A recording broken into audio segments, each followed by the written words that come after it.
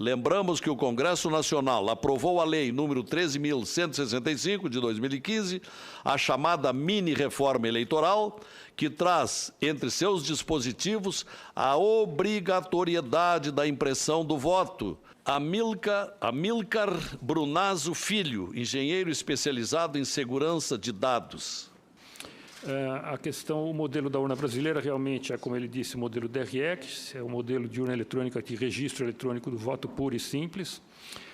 Esse modelo começou a ser usado no mundo todo no ano de 1991, foi que começou tudo, e nos outros países começaram a evoluir para a segunda, terceira e já existe quarta geração. O Dr. José Zairo falou sobre existem novas tecnologias que entregam um documento criptografado para o... Essa é a quarta geração, chamada tecnologia end-to-end, mas ela implica em ter materialização do voto. Quer dizer, nenhuma tecnologia de segunda, terceira e quarta geração, que for a evolução do voto eletrônico, existe sem materialização do voto.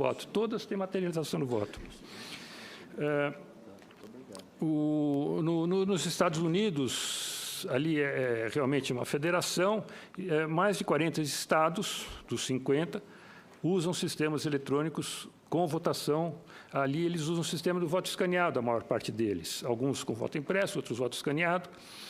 Mas, enfim, no mundo inteiro, a evolução sempre foi do voto manual.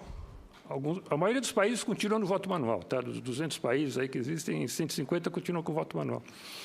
Os que foram para o voto eletrônico começaram indo para o voto modelo DRE, que é o modelo brasileiro. Alguns abandonaram o modelo DRE, como Holanda, Alemanha, eles abandonaram, declararam que era inconstitucional, porque não dava transparência, o eleitor não pode conferir para quem foi gravado o seu voto. Outros migraram para a segunda geração, que é a urna eletrônica com voto impresso. Já tem países na terceira, já tem países na quarta geração, todos com voto materializado. Tá? O único país que ainda está estacionado na primeira geração é o Brasil. O modelo continua sendo o modelo de primeira geração de 1991. O resto dos países já abandonou. Então, quando se fala que o voto impresso é um argumento muito comum de quem defende contra o voto impresso, dizer que ele é um retrocesso, vai votar para o voto manual. Não, ele não é igual ao voto manual, é diferente, é outra coisa, e ele é uma evolução. Eu desafio a quem disser que o voto impresso é um retrocesso que me apresente um único país que evoluiu da urna com voto impresso para a urna sem voto impresso. Não existe. Só existem dezenas de países que evoluíram da urna sem voto impresso para a urna com voto impresso. E isso é evolução. Falando aqui exclusivamente da urna eletrônica, não do sistema eleitoral eletrônico todo. A totalização é a segunda etapa do processo de votação. A primeira etapa é a coleta do voto e a apuração do voto, que chama boletim de urna. A segunda etapa é a totalização. Não estamos falando da totalização, estamos falando da urna só. O BU não serve para auditar o resultado que a urna apurou.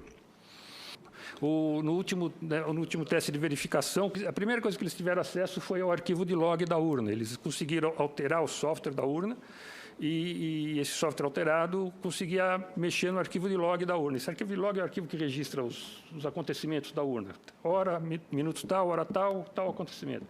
Basta só ter esse acesso que o professor Diego provou que é possível fazer, um software que acesse esse arquivo de log e verificar. Tem lá identificação biométrica recusada, ou seja, o eleitor não foi identificado com a própria biometria, que é o caso da votação paralela. O teste de votação paralelo que o TSE faz, o eleitor não é identificado pela biometria, porque o eleitor não está lá no TRE para fazer a votação.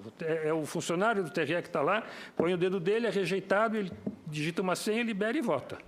E fica registrado no arquivo de log. Então, basta no arquivo de log o programa fraudulento verificar que o arquivo de log, a liberação foi não biométrica e não faz a fraude.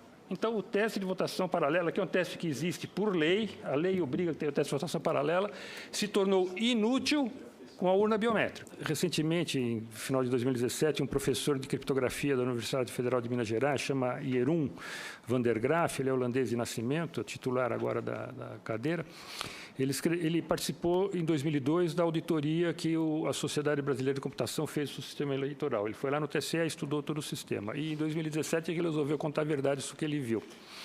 E ele soltou esse relatório, um livro, chama O Mito da Urna, em que ele diz que, quando ele vai em congressos de informática sobre segurança do voto eletrônico fora do Brasil, que existem esses congressos de informática, que o pessoal dá risada da urna brasileira quando ele diz que a urna brasileira não imprime o voto e identifica o eleitor na própria urna. Ele fala, mas você está maluco? O Brasil é o único país do mundo onde o eleitor é identificado na urna.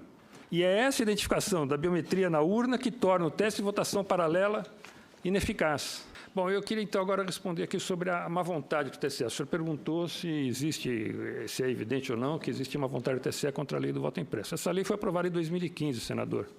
Até agora não foi feito absolutamente nada efetivo. Você não está mostrando interesse. Ele fez esse orçamento e rolou até novembro de 2017, dizendo que precisava comprar urnas especiais, custavam um dinheirão. Aí nós conseguimos incluir no orçamento a verba para comprar só a impressora. Se você fizer a conta, R$500 a 500 mil urnas, a 250 milhões, foi o que foi aprovado no orçamento. E aí teve uma audiência na Câmara, em que nós apresentamos que um documento do TSE, do ministro Aires Brito, que ele deu em resposta a uma petição da doutora Maria Aparecida Cortes, dizendo que as urnas modelo 2009 estavam aptas a receber a impressora, não precisava de impressora num computador novo, uma urna nova. E aí eles mudaram, eles resolveram fazer a auditoria, a licitação só das impressoras. Então está na cara que eles estão protelando, empurrando, pode fazer auditoria. A nossa auditoria foi inconclusiva porque o TSE não deu acesso a tudo para a gente, que a gente queria ver. Tá? Então, não é verdade que é possível fazer auditoria. Além da equipe do professor Diego, houve uma outra equipe também da Polícia Federal que também teve sucesso no ataque, identificar a chave de segurança e mexer no software da urna, enfim. O que as duas equipes fizeram, para simplificar bem, se vocês entenderem, eles conseguiram duas coisas que o TSE alega que não é possível.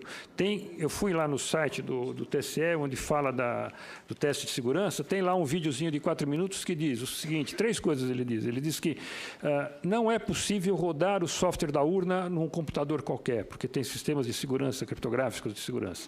E não é possível adulterar o software da urna e rodar o adulterado na urna. O que a equipe do professor Diego e do pessoal da Polícia Federal fez foi exatamente isso. Eles pegaram o software da urna, rodaram no computador deles, o software do oficial, né? A peça lá de gravação do software da urna. Eles pegaram o software da urna, rodaram no computador deles, adulteraram o software da urna, puseram na urna e ele rodou. E ele rodou, escreveu mensagens espúrias na tela, leu o conteúdo do log, como eu falei, que é uma etapa para fazer a fraude contra o teste de votação. Enfim, eles fizeram exatamente aquilo que a publicidade oficial do TSE disse que não é possível. Por isso, eu digo que essa decisão do atual presidente do TSE, que ele pretende atacar a questão dos fake news, ele devia começar a se preocupar com o fake news que tem na página do TSE. Perfeito. Nós aprovamos uma lei do voto impresso em 2003 e caiu em 2004. A lei não foi cumprida na eleição municipal. Ou seja, há, de fato, uma intenção de não fazer valer a lei. E essa audiência, Vossa Excelência tem inteira razão de chamar essa audiência, é para revelar à nação que há uma conspiração contra a democracia. Perfeito.